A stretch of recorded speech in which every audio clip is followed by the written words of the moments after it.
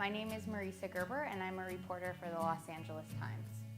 I went to college at the University of Arizona and I didn't know what I wanted to study. I remember one day just walking around campus thinking, it's almost the end of freshman year, I should probably decide what I want to do with my life.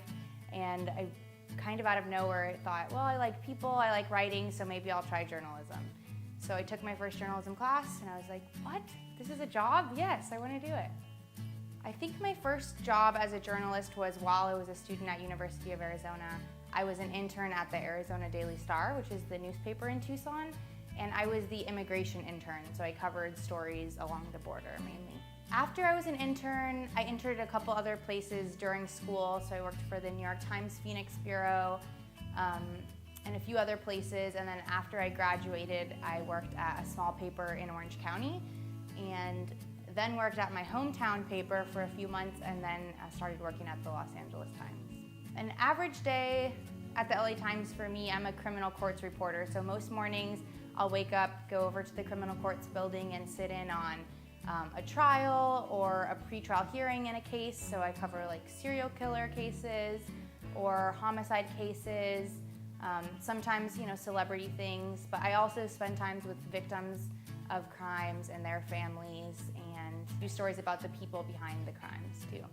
I think my favorite part of my job is just getting to meet people who I wouldn't get to meet if I wasn't a journalist. So on my current beat, that's like meeting the mom of a victim of a serial killer and getting to ask her questions and learning about her pain and her wisdom and just different things. And I know that I would never, if I wasn't a journalist, I would never get the opportunity to speak with her. So I think that's my favorite part of the job. My ultimate goal with journalism, and it could always change, but for now I would love to work for a magazine or somewhere like that where I can write longer stories focused on immigration or just any stories where I get to spend a lot of time with people and tell their stories. I think one of my favorite stories is actually not on my current beat, but it was on my previous beat, and I did a story on Los Feliz or Los Feliz, the neighborhood in Los Angeles, and kind of the different ways everyone pronounces it, and everyone has a different opinion and is very adamant about why they think it's pronounced that way. So yeah, that was really fun. And one of my favorite cases that I've covered on my current beat is probably the Grim Sleeper serial killer case, which was a serial killer who is accused of killing more than a dozen women. But the part I liked was I got to spend time with one of the victim's moms and stepmother actually, and get to know her, so that was really interesting. I think when you're looking for stories, at least for me, the way my brain works is like I'm always kind of looking for stories. So I'll see something and sometimes I'll be like, oh, this is gonna be awesome, and then I'll call the phone number and the person is really boring or really rude, and I'm like, oh, okay, well that didn't work out. So I wouldn't say I always know going into something like this is gonna be a hit, but a lot of times, like the Los Feliz story I mentioned, the way it came up is when I moved here, I said Los Feliz because I grew up on the border and that's just how I would say it, and then a lot of people were laughing at me like, why are you saying that? You're being kind of ridiculous, like just say Los Feliz.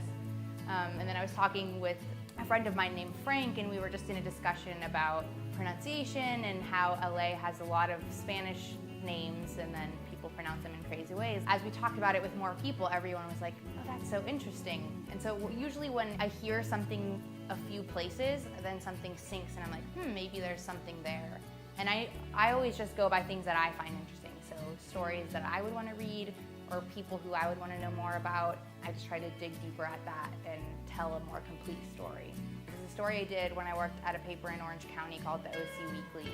And it was a story about these 4 kids, the Brito kids, and their mom got deported. So they just were at school one day and they got a phone call to come to the office, and the principal was like, hey, Eduardo, your mom got deported. You're gonna have to tell your sisters. And so I ended up meeting them and I spent a lot of time with them.